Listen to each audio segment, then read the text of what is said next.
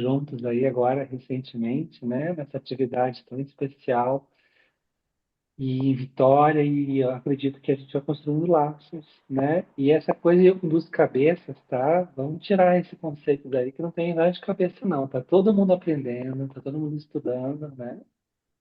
Nós vamos juntos tomando essa água viva do Evangelho, por meio agora de uma leitura psicológica, para a gente poder qualificar a vida. Então, o que que eu vou fazer? De vez em quando eu dou uma paradinha, faço uma pergunta, a gente pode interagir, tá bom? Então, eu organizei algumas ideias, tá, pessoal? Então, eu estou aqui com a minha edição, né? A minha edição do Espero que Seja Feliz, né? É interessante, né? Algo que as pessoas...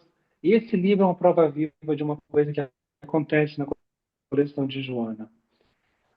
À medida que ela foi escrevendo, é perceptível que, às vezes, o espaçamento entre uma obra e outra chega a ser de 2, 3 anos, né? E a gente entende que muitas das obras mais robustas, mais densas, elas demandaram um tempo para que pudessem ser gestadas. Mas eu tenho uma leitura desse processo que eu acredito que, assim como nós vamos escrevendo textos, vamos escrevendo ideias, né? Eu acredito que Joana, ela foi montando várias coisas aí no curso do tempo. E aí, na cronologia, é possível que ela tenha lançado uma obra, mas já tinha material para algo que viesse de forma subsequente. E o livro, meus amigos, Desperte e Seja Feliz, ele é um livro mais curto. Então, você vê que as mensagens, elas são aí de 3 páginas, 3, 4 páginas, né? E a gente pensa, que interessante esse formato que ela escolheu. É a partir desse tipo de formato de obra que a gente entende que ela também está produzindo outras coisas para além de uma obra mais densa, né? E isso retoma muito um olhar que eu penso sobre espíritos mais venerandos que continuam, sim, trabalhando na Terra, vinculados à experiência comum, acompanhando a jornada de homens e mulheres, né, encarnados e desencarnados, e ali, nessa experiência viva do trabalho, né, de assistência, de leitura de realidades, é que eles vão se substanciando de materiais, né, para poder compreender e agregar valor. Então, me vem uma pergunta assim, sabe, que é por que será que o título, gente, é Desperte e Seja Feliz? Por que que o título não é Durma e Sonhe Feliz? Ou espere e seja feliz? Porque ela está destacando o verbo despertar. Desperte, acorda. O Jung dizia assim, né? Carl Gustav Jung dizia: quem sonha para fora, como é que é? Quem sonha, não, quem acorda. Olha só, fui pego no contrapé agora. Acho que quem acorda para fora. Peraí, gente, que eu vou lembrar. Segura aí que eu tinha anotado isso, peraí. Bom, eu vou lembrar isso depois. Mas ele fala do lugar de quem sonha para dentro desperta. Sonhar para dentro, conhecer a alma, é um processo de despertamento. Então, ela está dizendo muito claro que é um processo que é intransferível, que conceitua a obra que é você vai encontrar caminhos de mais lucidez, mais alegria, mais felicidade nessa imersão em vida, mas que vai exigir um processo de despertamento da alma. Então, felicidade, então, não é apenas uma promessa futura, não é uma recompensa que certos credos religiosos esculpem, né? Recompensa é algo que cai do céu. Não. Está dizendo o seguinte: felicidade é um fruto saboroso que, quando floresce, quando amadurece, a gente pode dizer que isso é a tomada de consciência, despertamento. Tá? Olha aí. Quem olha para fora sonha, quem olha para dentro desperta. Ah, obrigado, querida. Muito obrigada. E é isso. É tomar consciência sobre si, sobre quem se é, E esse processo pode ser difícil, porque ele vai.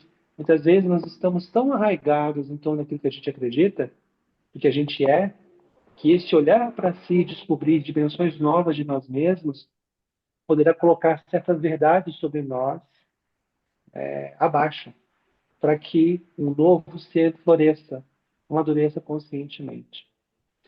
E aí a Joana, ela está trazendo um diagnóstico do que é a vida hoje humana no globo, e eu tenho certeza que imaginando ela com os grupos de espíritos que trabalham, com quem ela trabalha, peregrinando por cidades, por ruas, por lares, e tomando consciência e compreendendo o que acontece no coração de homens e mulheres na Terra.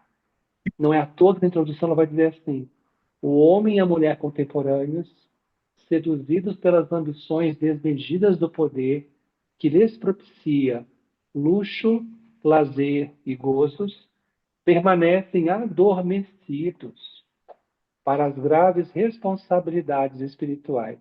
Primeira pergunta para vocês: o que significa estar adormecido espiritualmente? E aí? O que significa isso? Adormecidos espiritualmente. Hum? Eu só me lembrei daquela frase: desperta, ó tu que dormes. Muito bem, é por aí. O que é estar encarnado, gente? Vivo organicamente, mas adormecido em alma.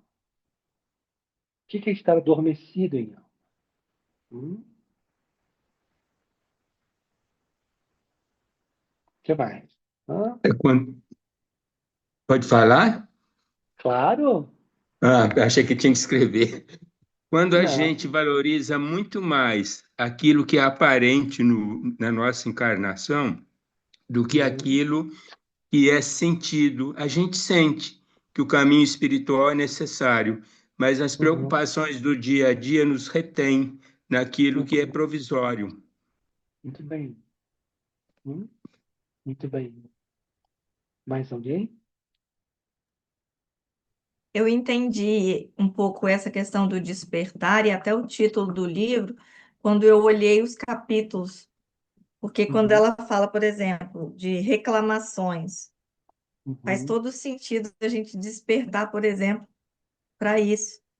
E do uhum, quanto às vezes a uhum, gente não se dá conta de do quanto reclamar é uhum, algo venenoso para a nossa saúde, uhum. né? Para a nossa vida espiritual como um todo. Muito bem. Muito bem. Mais alguém? A gente pode prosseguir. Tá? Vamos prosseguir. Pode ser? Muito bem. Existe uma ideia de que nós podemos adormecer espiritualmente. Nós podemos morrer espiritualmente, ainda vivos. O que consagra uma vida que Joana está dizendo aqui? Aqueles que passam a gravitar em torno, e ela traz uma tríade, né, gente? Ela traz a tríade luxo, gozo, né, bem material, o primor material, lazer, e as pessoas podem pensar, mas lazer é importante. Quando vivenciado de alma, não o lazer que se frui, que é empobrecido, de qualidade, e que, por exemplo, às vezes, não sei se aconteceu com vocês, assistir um filme, por exemplo, abre um streaming, você assiste um filme, passa-se às vezes uma semana, passa um mês, nós não lembramos de mais nada. Não teve significado, não teve profundidade. Então, algo que nos alcança em sentido e profundidade está tocando o campo da alma. Então, ela diz assim, que aqueles que permanecem vivendo uma experiência de adormecimento espiritual são pessoas que vivem vidas muito inconscientes. Pessoas que estão aqui vivendo a vida, muitas vezes distante de uma dimensão ética, que já é um despertamento no campo do valor e da qualidade da forma da experiência como a gente oferece em vida e na relação. Então, quem adormece está deixando de despertar para alguma coisa. E ela traz essa ideia de responsabilidades. Se nós fôssemos animais, se nós fôssemos animais, compreenderíamos que viver desta forma faria sentido. Mas nós não somos animais.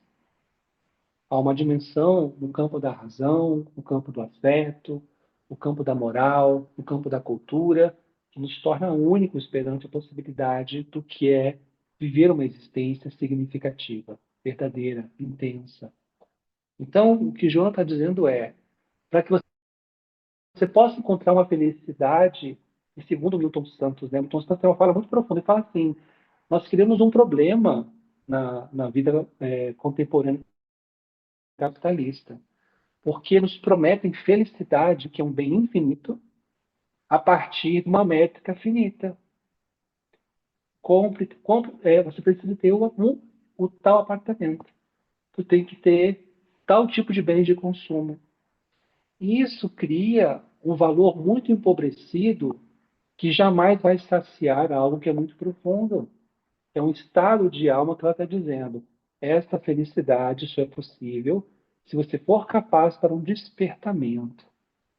Em última análise, esse despertamento de alma, e tem uma referência muito à imagem do Cristo, é um lugar de vinculação à vida, de integração à experiência, e que nós encontramos um sentido que é muito profundo. E que quando isso é aquecido pela experiência de amor, que eu acho que em última análise, vamos ter que tocar nesse aspecto, né? A experiência de amar para fora de si, ela é estruturante para a alma. Ela abre perspectivas que se inauguram perspectivas que nós, muitas vezes, não temos ideia que ela é o alimento mais profundo do espírito. É o chamado os prazeres da alma, né? Então, a ideia de adormecer é permanecer distante dessas possibilidades, a que ela está nos dizendo na coleção. Venham, compreendam-se, descubram-se, conheçam-se, né? Passe a compreender que jornada nova é essa e que, como um convite, é importante sair deste lugar de inconsciência, de estarmos dormindo. Quando Jesus conta a parábola do joio e do trigo, não sei se vocês lembram, ele fala sobre trabalhadores que adormeceram e que, junto ao joio, a qualidade virtuosa da alma, vem, junto do trigo da alma, foi plantado um joio pernicioso, né? Aqui é uma simbologia da presença da sombra, entende? Almas que estão adormecidas, inconscientes, não se dão conta que no processo da vida, elas, sem querer, por não estarem despertas e atentas, têm um símbolo aí de uma coisa que é sombria, que é ruim, e que, na primeira vista, nós não somos capazes de diferenciar. É o que fala a simbologia da parábola. Calma, espere. Deixe que essas questões se desenvolvam, deixa que elas se manifestem, para que em um dado momento você saiba separar uma coisa de outra. Esse processo de você discriminar as coisas é parte do processo de autodescobrimento, né? Quantas pessoas, por exemplo, no campo cristão, descobrem que prazer não é pecado, prazer não é culpa, prazer não é tentação em si. É uma experiência dada pela experiência orgânica e fisiológica que nos estimula, né? Então, quando Joana, então, ela prepara esse sétimo volume, a gente pode dizer o seguinte, que o enfoque dela nessas 36, essas 30 questões de desafio, é quase como se fossem pequenos tratados de temas essencialíssimos da experiência e que eu acho que ela observa como uma espécie de uma identidade comum de questões nas quais nós somos testados. E ela percebe, e isso vai ser de muita utilidade para todos que forem ler. Porque, por exemplo, vou ler porque é importante ler.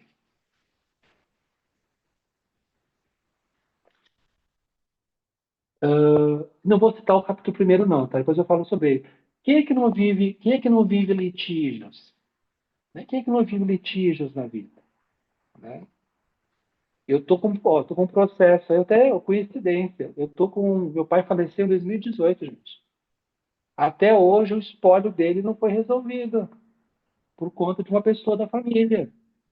E aí, como é que sustenta esses litígios? Provocações.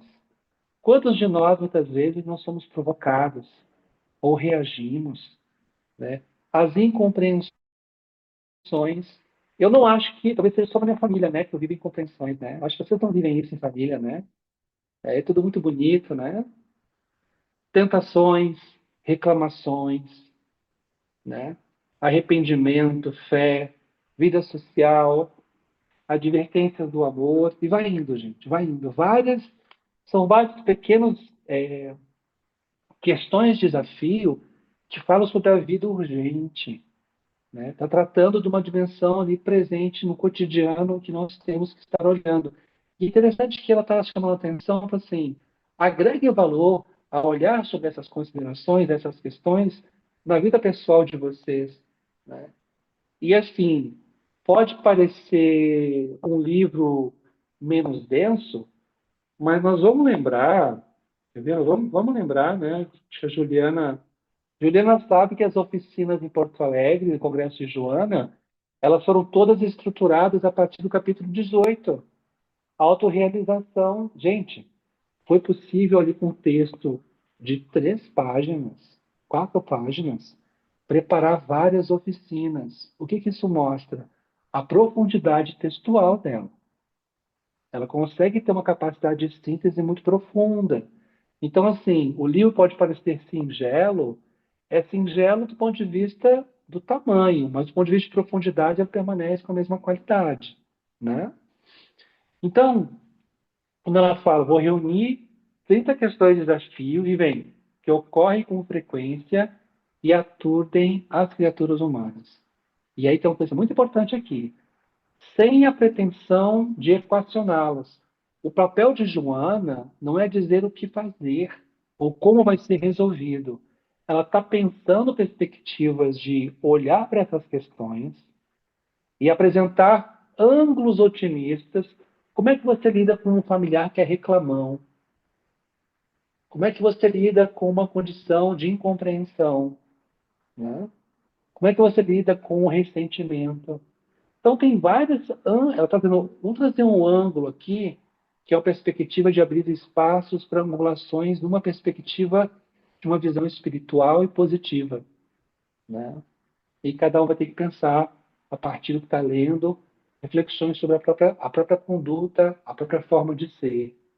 Então, nunca esperemos de Joana, mesmo, por exemplo, conflitos existenciais, em que ela traz uma proposta, né, de como que você cuida de uma emoção? Como é que é um trabalho disso? Não finda ali, não termina ali, porque ela está abrindo uma perspectiva de compreensão do que é o fenômeno e nos convidando a um olhar de como cuidar disso. Né? Então é quase como se fosse 30 capítulos curtos, cada um deles ele começa com uma meditação, né, uma meditaçãozinha, que é um texto inicial ali que está em itálico, né? E ela usa muito uma linguagem que é bastante direta, né? Muitas vezes ela está usando uma segunda pessoa, vocês já perceberam isso? Ela usa o tens, deves, seja tu, o que é algo muito direto. Está falando com nós, cada um de nós diretamente. Diz escrever em terceira pessoa, mas não. Está escrevendo em segunda pessoa. E aí, para quem já peregrinou as obras iniciais dela, ela não está trazendo conceitos novos, tá? Mas trazendo representações de verdades que são eternas, né? E que dialogam com possibilidades sobre o que é esse sofrimento, que são essas perturbações. Tudo bem até agora, gente? Tudo bem? Tudo bem até agora? Então, vocês vão estar estudando, né? Vocês vão se debruçar sobre cada capítulo, mas aqui deu um trabalhinho, mas assim, o que eu percebi que é importante? A Joana, gente, ela não é a gente, né? Ela está um pouquinho mais acima das estrelas aí. Então, A maneira como ela arquitetou o livro,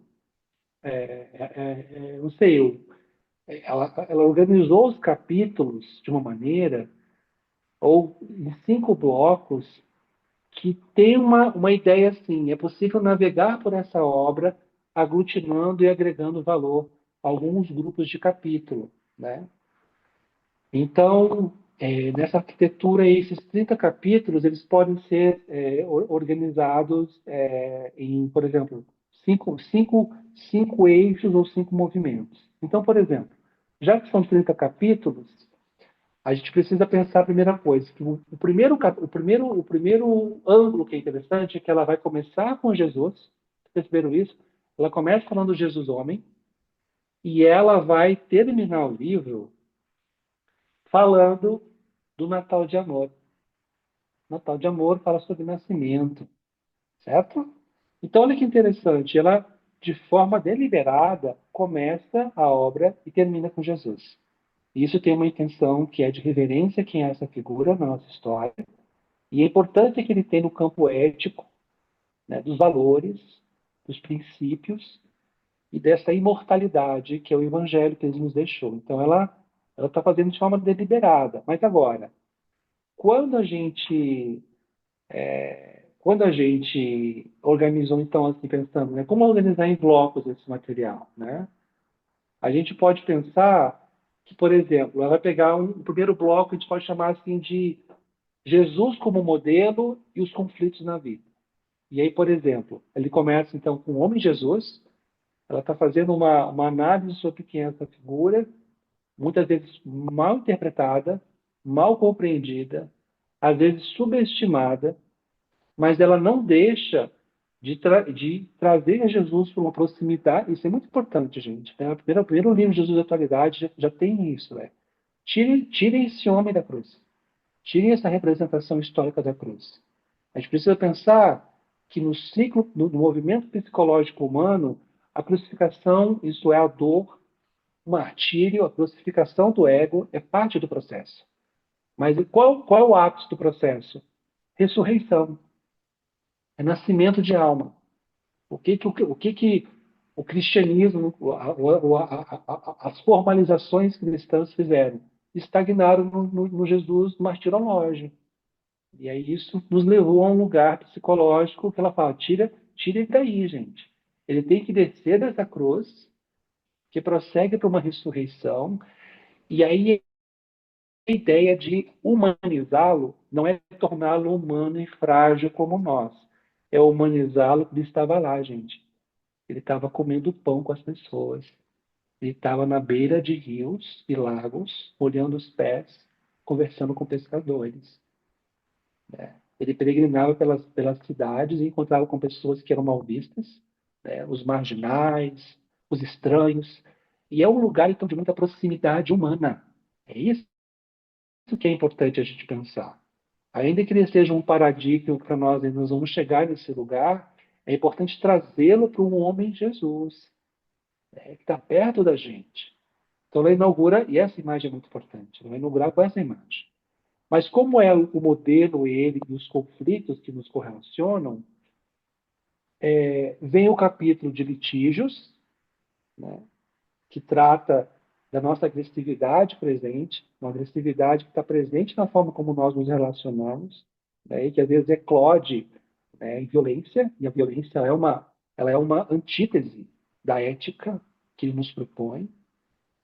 A ideia das provocações, e aqui é como que nós, muitas vezes, no campo psíquico, emocional, somos contagiados de forma negativa e mórbida por aquilo que vem e nos fere, nos ofende. Porque, assim, quando alguma coisa é dita a nós, quando alguma coisa é ali sutil, mas explicitamente lançada contra nós, verbalmente, por exemplo, o eco desse processo diz muito mais sobre nós do que propriamente o que foi dito. E esse é um processo que é um despertamento sobre por que que quando a Juliana, lá em Vitória, fez aquilo comigo, todo mundo riu, brincou, mas eu me senti profundamente magoado. Que é brincadeira, tá, gente? Por que que isso aconteceu? Por que que isso me fisgou? Por que que isso enganchou? Isso enganchou em algum lugar que eu estou sentindo muita raiva. Racionalmente eu penso, isso não faz sentido, mas tem algo dentro de mim que me mobiliza. Provocação, ele é um lugar muito particular de sinalização que o outro faz, de despertar em nós e nos mostrar, às vezes, aquilo que a gente conhece e nega, ou aquilo que nós ainda não conhecemos sobre nós mesmos, né? O próximo capítulo em relação a esse núcleo, Jesus, modelo e conflitos, é o capítulo 4, que é as incompreensões. E a Joana vai trabalhar muito a perspectiva da inveja e da competição alucinada que a gente percebe no mundo. Então, eu conheci uma pessoa aqui em Brasília, porque é uma cidade, né, onde está o núcleo do poder político vive aqui. Eu conheci uma pessoa que esteve num cargo muito alto e ela dizia assim: eu vi homens sãos com quem convivi no meu estado perderem a linha, perderem um lugar. Por conta de quê? Poder. E ele falou assim: o que eu mais vi, as pessoas querem poder, as pessoas querem poder, olha isso. As pessoas querem poder, as pessoas querem poder e as pessoas querem sexo. Bem o núcleo das questões que Joana aponta em torno do que é a alma humana ainda se afogando e permanecendo inconsciente. O último capítulo é o Enfrentando Tentações, capítulo 5.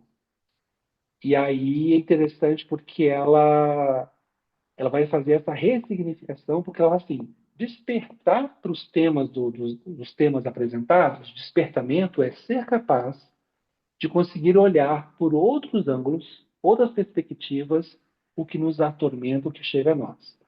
Já que o tema é tentação, ela está dizendo, o que nos prova, o que nos testa, o que nos tenta, são possibilidades frente a uma escada evolutiva.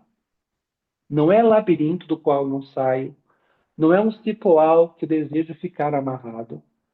O que ela está dizendo é tentações, provações, situações, quaisquer que chegam para nós e nos testam, nos confrontam, elas são oportunidades para pensarmos no sentido mais longínquo.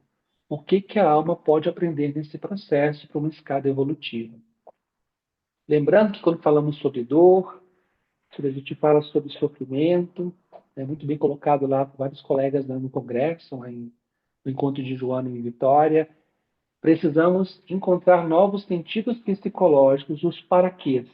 Para que isso aconteceu comigo? Hoje mesmo, mais cedo, eu estou aqui no consultório onde eu atendo.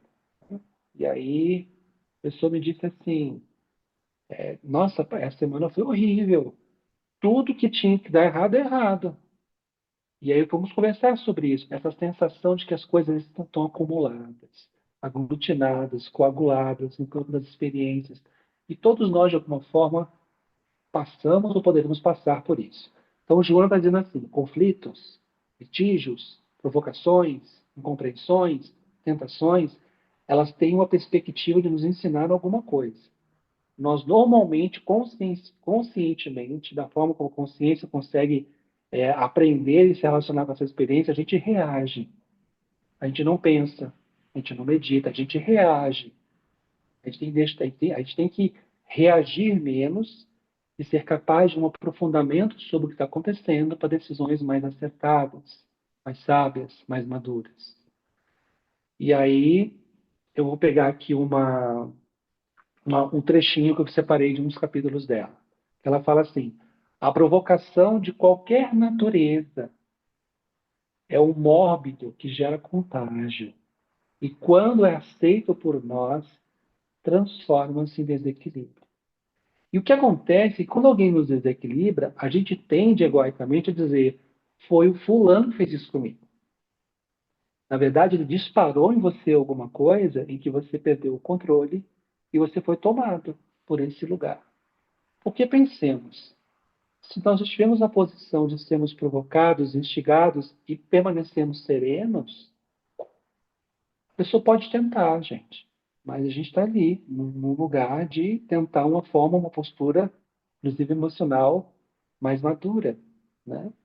Então percebam, nesses primeiros 5 capítulos que agregam Jesus, modelo e os conflitos, ela não fala ainda nem de paz e nem de amor fraternal, gente. Ela fala de guerra, ela fala de conflito, ela fala de um elemento que ele é constituinte ainda da vida humana. Briga de trânsito, conflitos no lar, situações graves que acontecem em campos comunitários, sociais, né, nacionais, né?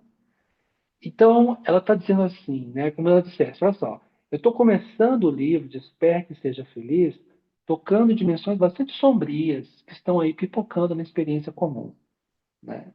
Então não adianta ela falar assim, ah, vamos falar do céu, mas nós estamos no meio do fogo ainda. Vamos falar do fogo. Então é fogo, né? Então, o que ela está dizendo é, se a vida ainda encandece em conflitos, em dramas, em problemas, em conflitos, precisamos aprender a não se queimar. Como é que a gente não se queima? Como é que a gente lida com isso sem se queimar? Tudo bem até agora? Tá indo? Faz sentido para você? Muito bem. Peguei um bloco 2, que é o capítulo 6 ao 14, que chamei assim, Atitudes perante a vida. Tá? E aí ela vai começar falando do que é reclamações indevidas. Né? Trata dos 3 inimigos. Eu tenho que acelerar o pessoal rapidinho. Nós estamos com quanto tempo? Me fala aí, Heraldo. Quanto tempo a gente está? A gente está aí com uma meia hora, começamos às 7h10, são 7h40. Vamos até às 8, se você Então, precisar passar um pouquinho, não tem problema não. E aí tem não, eu que vou fazer o seguinte. compromisso Tá, é porque eu quero tentar dar uma fechar o aceleradinha, raciocínio, né? porque senão eu não vou conseguir. Então vamos lá. O Pode segundo passar bloco, um então, pouco aí de gente. uma hora, não vai ter problema. Tá, tá.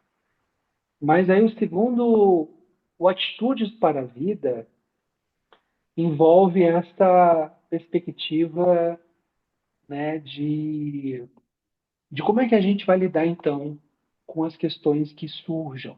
Né? Então, ela vai trazer as reclamações indevidas, né? Ela vai falar, né, dos três inimigos, né, que é interessantíssima essa passagem, porque ela está tratando de aspectos nossos, né, relacionados à seguinte tríade: depressão, ressentimento e exaltação, né? E aí a ideia é que, para que a gente possa pensar no valor psicológico inscrito nessas experiências. Como é que a gente pode pensar em depressão como um valor psicológico? É difícil, né? Como é que a gente pode pensar alguém que está no fundo de um poço simbólico, que não quer se mexer, às vezes não tem forças para sair de lá, se vê identificado com esse lugar, né? E a pessoa não dá conta. Existe algum processo que a gente possa aprender nesse lugar, da depressão, né? O próprio ressentimento, né? O que é o ressentimento que foi trabalhado lá por nós na Vitória, né? Mas esse lugar de ficar ali com uma espécie de uma ruminação, né, de algo que você não tem coragem e moral de ir ao outro e falar, olha, você fez isso comigo, não gostei. Não, você permanece distante, acovardado e fica ali, ruminando um processo, ressentindo, sentindo de novo, né? E a chamada exaltação. Então, essa tríade de experiências, né, como temas interessantes relacionados a esses 3 inimigos, nós precisamos olhar para isso. Tá? Nós temos que pensar sobre o que é esse processo, numa ordem de compreender melhor o que ele ensina sobre nós mesmos e como abre campo a possibilidades novas. Não vai dar tempo de falar tudo, gente. Mas peraí. Né? Deixa eu só. Deixa eu só. A ideia de que, então, nossas queixas, né, nossas admoestações, né? A ideia de que o que nos acomete está relacionado, do ponto de vista, a elementos necessários para o processo de aprendizagem. Então, sabe quando a gente estuda André Luiz, a coleção de André Luiz, e a gente vê histórias muito bonitas, gente, histórias muito iluminadas de almas encarnando. A gente vê esse processo do o espírito encarnado, o casal vai para o mundo espiritual, né? Está lá em Missionários da Luz, né? Receber esse Gismundo, um tipo adversário, mas é uma conciliação, né? E nem sempre é assim. Nem sempre é assim. Então, a ideia de pensar que como é que, diante das lutas, como é que é diante de processos de reparação que a gente está amargurado, vou ter que voltar para essa família. Está sendo dito para mim, eu vou ter que voltar para estar com essas pessoas. Né? Nem sempre é um processo de fato, conciliação psicológica. A gente tem que ser honesto aqui, porque nem toda história é uma história bonita, nem sempre as pessoas estão em condições de tomar essas decisões. E aí a gente percebe que isso que acontece em família, isso que acontece em processos sociais, né? Às vezes reencarnações coletivas, elas são processos muito sábios que vão estar reivindicando provações, às vezes, muito difíceis. E Joana está olhando para isso. Ela não está adorando a pílula. Olha, as provações obedecem a mecanismos superiores da lei que governa a vida. E, de fato, às vezes, as taças em que nós vamos ter que beber esses processos, né, por exemplo, orfandades, lutos precoces, né, violências, né, jamais justificadas, mas que se encravam em processos e que acometem sobre nós. O que eu faço com isso? Como é que eu lido com isso? Como é que eu lido com algo que é tão angustiante? Como, por exemplo, encontrar um caminho de despertar de consciência para sair desses processos?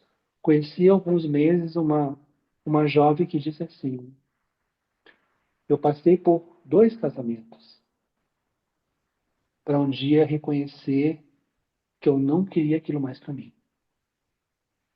Passei por 2 homens abusivos, cada um da sua forma, e eu me sentia paralisada, né?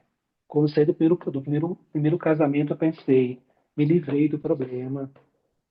De repente, ela se vê envolvida com outra nova pessoa, e de repente, os problemas muito semelhantes se repetindo. E aí tem algo de uma ordem que é psíquica interna, que é um lugar que ela percebeu que é valorizar-se, amar-se, cuidar-se e ter coragem de um movimento protagonista e dizer: não quero mais isso, não viverei mais assim, eu mereço mais. Então, para que a gente possa pensar nos processos da vida, e nessa segunda parte trata sobre atitudes para a vida, né? Existe algo que é o lugar de como a gente vive a nossa espiritualidade, como que a gente integra nos campos da fé as significações que nós temos sobre o que é fé para a vida, para nós. Que tipo de fidelidade é essa?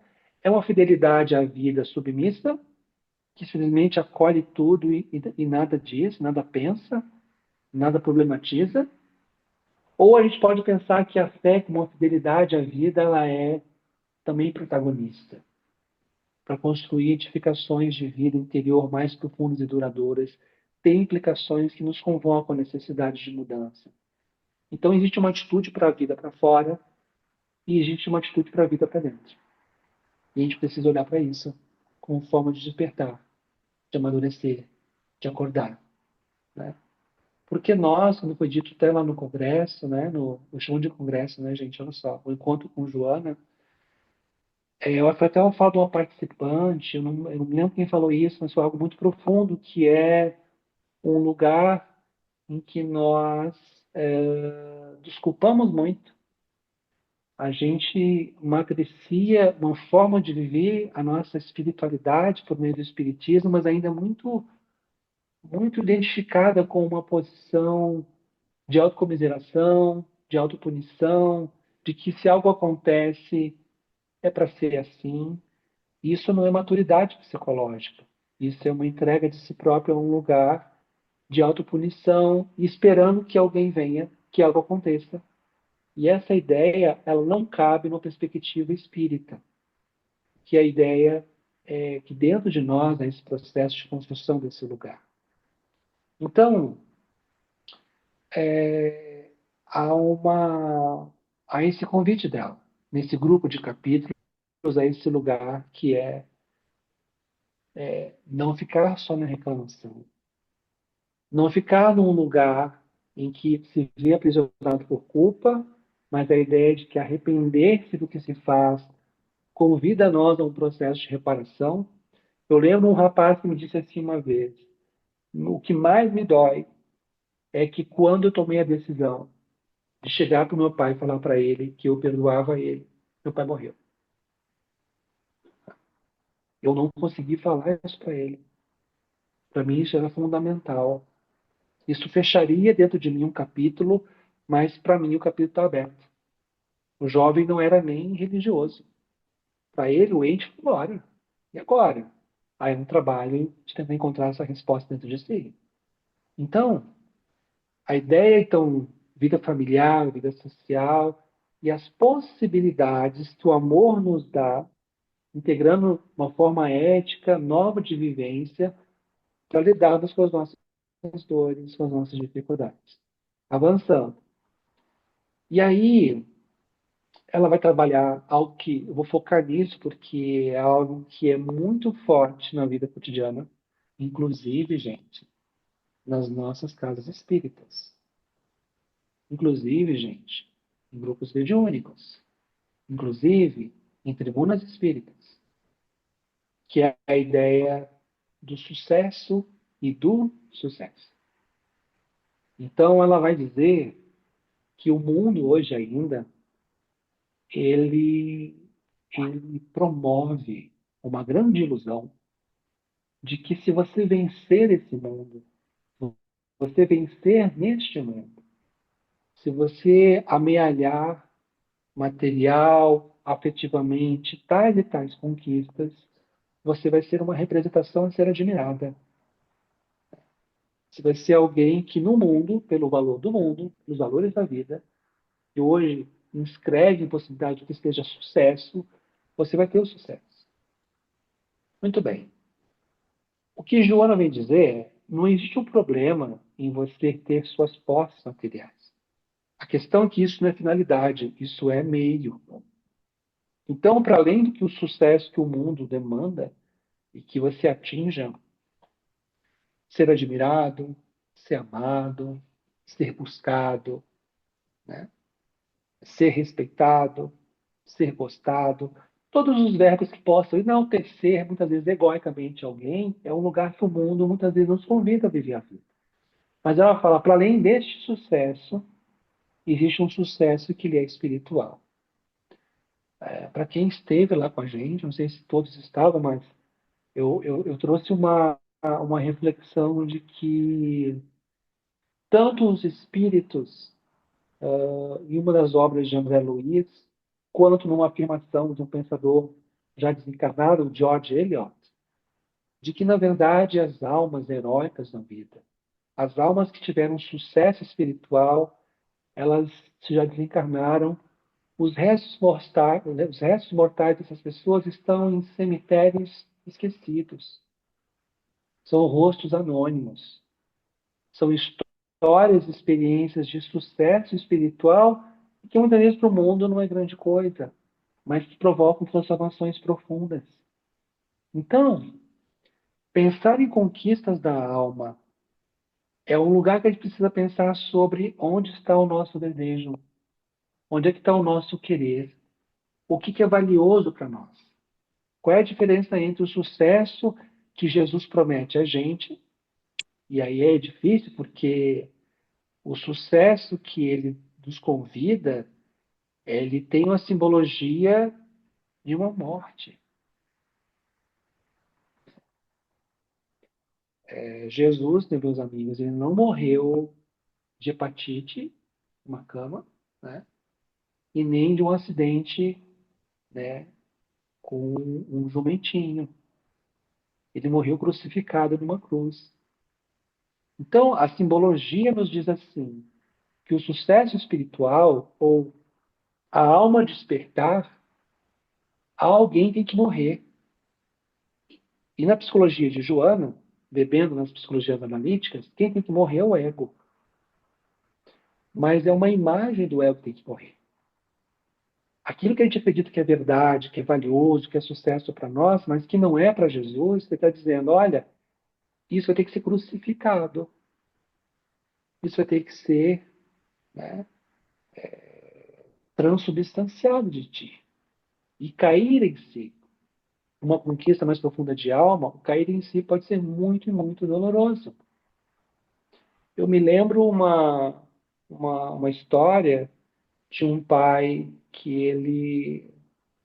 ele foi muito violento com os filhos desde pequenos. Ele era militar, acreditava que disciplina era machucar, acreditava que disciplinar e educar os filhos era ferir o corpo e a alma deles.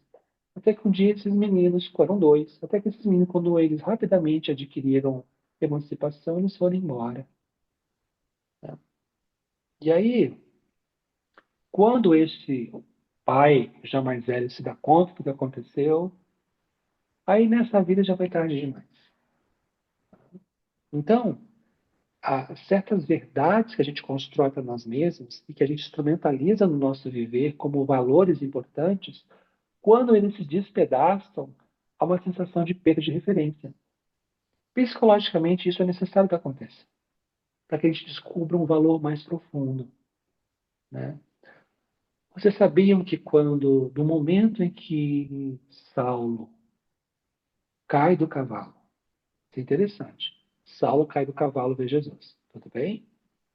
Até o momento que ele vai começar de fato a trabalhar lá com o pessoal na Casa do Caminho, gente, é 7 anos. Eu fui fazendo o cálculo na obra, é 7 anos. Gente, é 7 anos para um processo de desconstrução de si. Há aspectos de uma identidade, né, israelita associada a uma forma muito particular do que é ser, do que é ser vitorioso, do que é ter sucesso em vida como um israelita. Uma desconstrução dessas imagens dentro de si, 7 anos, gente. E lembrando que o momento mais difícil dessa trajetória não foi ele abdicar de ser um sacerdote, não foi ele abdicar da companhia das pessoas, não foi ele perceber sendo ridicularizado, chamado de louco pelas ruas de Tarso. Nada disso. A experiência mais difícil para ele foi a experiência com o pai dele, Isaac. Quando ele vai à casa do pai, é o teste último. Né? Até onde vai a desconstrução desse lugar dele como Saulo? É no lugar do pai, que o pai fala. O pai quer que ele, o pai quer que ele demanda dele que ele abandone essa loucura. Ele não abandona. Então, sucesso para o mundo, sucesso espiritual, ele pode ser interpretado como uma loucura. Né? Muito bem. Vamos lá. Uhum. Vamos lá. Tem um quarto bloco, capítulos 20 ao 26. Eu chamei de cura e harmonia. E aí ela vai reunir os capítulos o médico interno, dor, reparação, amor, terapia e o curas. Tá? O que é interessante nesse quarteto aqui? Joana vai destacar que o verdadeiro terapeuta somos nós mesmos. Novamente, aqui ela estava fazendo esse movimento de desconstruir a ideia que, por exemplo, os espíritos vão me curar. Eu vou a uma casa espírita, eu sei que eles vão fazer algo por mim que eu não consigo fazer por mim mesmo. Eu vou obter uma resposta para alguma coisa que depende deles. Não, não é isso. Não é isso. É o lugar singular da nossa posição perante aquilo que possa chegar ao nosso poder de recursos diversos. Então, existe um processo nosso de abertura, um processo de devoção, um processo de entrega, que nós não temos certeza do que vai acontecer, e que nós somos capazes de sermos esse médico interno de nós mesmos, para nos curarmos. E aqui não é cura física, é um processo de transformação, de transmutação e de construção de um processo em que nós nos curamos das nossas neuroses, nós nos curamos das nossas fantasias, nós nos curamos das nossas ilusões, né? Dor reparação. Então, não vou temos tempo aqui, mas é um capítulo muito importante, capítulo 21. A ideia de que a dor ela pode ser uma grande emissária de processos que nos alertam e podem vir a nos educar e nos convidar a processos reparativos, né?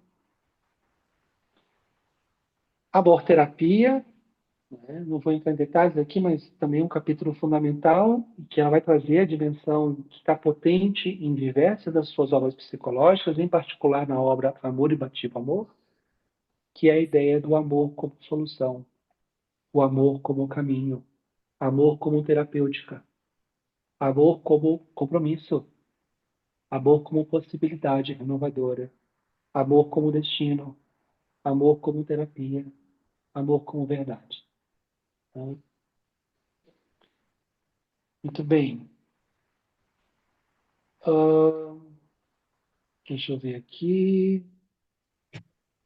Então, a ideia central desse processo, desses capítulos de cura e harmonia, a gente pode sintetizar que ele é uma maneira psicológica perante a vida, circunstâncias, pessoas, relações, problemas, etc., deixarmos de apenas sermos defensivos, né, como se o que está fora é mal e eu tenho que me proteger, o que está fora é problema e eu tenho que me zelar de mim mesmo, eu tenho que me fechar, para pensar a possibilidade de um ato perante a vida ser mais construtivo. Então, como cultivar o bem, como viver amor, como curar processos psicológicos adoecidos em nós, como harmonizar nossa vida. E isso, amigos, isso é despertar. Isso é despertar. Então, imagina que alguém, aqui no grupo agora, alguém abre o microfone e fala assim: isso tudo aqui é besteira, tudo isso é bobagem. Alguém pode pensar assim: que horror, que a pessoa fala uma coisa dessa.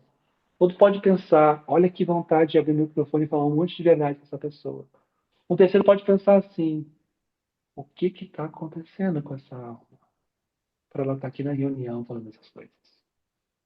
Um quarto pode pensar: eu acho que o coração dele não está bem, tem alguma coisa acontecendo. Não faz sentido que um livro esteja mobilizando ela assim. Ângulos conscienciais é que nós vamos compreendendo a dinâmica como a gente se relaciona com o mundo, né? Então, nós temos essa referência, eu gosto de pensar muito nessas imagens, né? Jesus interposto por diversas situações. Como conduzir esse processo? Existe uma base ali na alma dele, que é uma alma profundamente justa e amorosa. Há um equilíbrio desse processo, e que nós não temos ainda. Ou nós somos mais justiceiros do que seres de justiça, ou somos seres mais apaixonados do que seres de fato amorosos. Então, há um lugar que é como viver uma experiência de um despertar gradual sobre quem somos, para sermos menos defensivos, mais construtivos, menos diabólicos no seu sentido psicológico. Diabolizar, gente, é afastar, né? Quando Jesus diz para Pedro, Pedro fala alguma coisa, isso é o diabo, você é o diabo. Ele está dizendo assim, sua fala desintegra, sua fala torna os adversários, sua fala afasta, sua fala prejudica. O movimento da vida é de unidade, o movimento psíquico também é de unidade. Então, entre diabolizar e simbolizar, nós temos essa ideia. defensivos que se afastam ou construtivos que agregam. Entende? Então, cultivar o bem é proximidade, é escuta, é assistência, é suporte. E acho que isso é um movimento de síntese muito importante em relação ao que ela está dizendo. Quem desperta se integra com mais profundidade. Quem desperta, e desperta por meio do amor, consegue enxergar tons, luzes, sentidos e possibilidades para a vida que antes não conseguia enxergar. Muito bem. Últimos capítulos eu chamei de evolução e transcendência. Orações solicitadas, mecanismo de evolução, sobrevivência e libertação e o Natal de amor. Temos aqui esse destaque que é simbólico. O livro começa com Jesus e termina com o Natal, que é Jesus também. É quase uma estrutura circular cristã, né? Temos um modelo no início, olha que interessante. Temos um modelo de referência, a gente passa a peregrinar na vida, meditando sobre os capítulos e como isso se entrelaça às nossas experiências, para que no final a gente renasça. Olha que bonito, gente. Olha que bonito isso. Despertamento leva a renascimento de alma, renascimento psicológico, entende? Eu achei fantástico, sabe? Eu achei muito bonito isso, né? Então, ideias, ideias singelas, tá bom, meus amigos? Para a gente pensar um pouquinho como vai ser essa peregrinação de vocês nessa obra que é magnífica. E não sei, espero ter ajudado. Falei muito aqui. Estou aberto a esse perguntário para a gente trocar um pouquinho. Nossa, quem passou assim essa hora, nem me dei conta.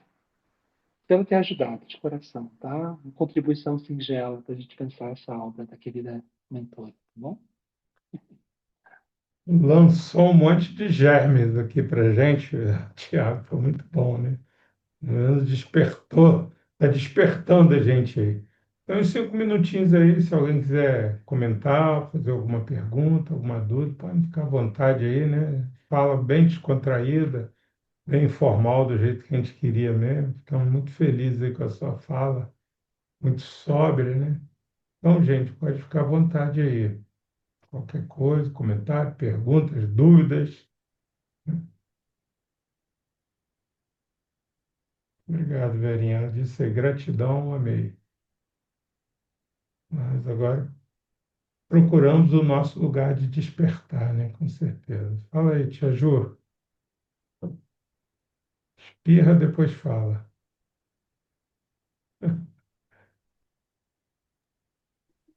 Não, amei. Foi para mim um presente também que a gente está estudando, então já aproveitei já. Peguei carona. É por coincidência, a Juliana está no mesmo livro nosso aqui, ô Tiago, só que a gente está começando, ela já está no capítulo 6, né, Juliana, eu acho. A minha voz está saindo? Tá chegando aí, pode falar. Não, só para lembrar no início, né? Porque depois que me ocorreu, que ele falou sobre adormecer, né? Estar adormecido. Então eu lembro que eu ouvi uma frase assim, que tem pessoas que morrem aos 20 anos e só vai ser sepultada aos 70 ou 80 anos. Muito bem. Aí depois que ele falou que me ocorreu. Olha que interessante. Vou contar para vocês uma coisa. Existe uma cena no filme do Forrest Gump que é o despertar. Não sei se vocês se recordam, quando ele salva o tenente Daniel na guerra do Vietnã, lembra? Ele está ferido e ele fala para o Forrest, não me salva, me larga aqui, eu quero morrer aqui. E aí, depois a gente descobre que ele queria morrer como os antepassados dele que lutaram na Primeira Guerra, na Segunda Guerra. Só que o Forrest o salva e ele perde as pernas. Quando nós vamos encontrar esse personagem na história, está um homem bebendo muito, perdido, enraivecido, né? Enraivecido com a vida, né? Amargurado, com raiva. E quando ele encontra o Forrest, você vê aquela coisa de uma pessoa que não conseguiu se conciliar com o que aconteceu. E é interessante na história o que acontece. Eles vão montar um negócio, não sei se vocês lembram, eles compram um pequeno barco para pescar camarão, e aí acontece uma tempestade horrorosa na região da Geórgia, onde eles estão pescando. E aí esse tenente, gente, ele se amarra no topo do mastro do barco, se amarra lá, ele começa a gritar para Deus: me mata, me mostra o que você quer de mim, tira minha vida agora, né? E você vê ele aos berros.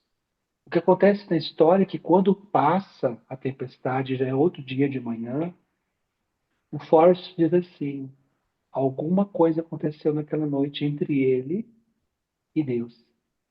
E a gente vê o tenente, né, nadando nas águas. Ele encontrou paz. Esse processo simbólico é um processo de despertamento espiritual. A gente se concilia com as dimensões mais profundas. A gente, por meio, por exemplo, desses capítulos aqui que mostram uma realidade vivencial, psicológica tão humana, tão presente nas nossas vidas, nós temos que encontrar as conciliações, os nossos despertares. Eu acho que a obra ela é tão presente, enraizada na experiência comum humana, que fala sobre cada um de nós, né? Fala de uma casinha, né, de muro azul e branco ali, na cidade de Vitória, onde moram almas muito queridas, né? Fala sobre mim, sobre todos nós. É isso, meus queridos. Gente, foi muito bom, excelente. Faço aí de todos aí as palavras, né, também minhas. Gostei muito, Thiago. Estou muito feliz, regozijado aí com a sua fala. Se ninguém tiver mais nada, nós vamos caminhando para o encerramento. Alguma coisa mais aí, gente? Eu queria só fazer uma observação que o Tiago falou para entender. Eu achei que aqueles textos iniciais em cada capítulo, que estão em itálico, fossem tipo mensagens mediúnicas.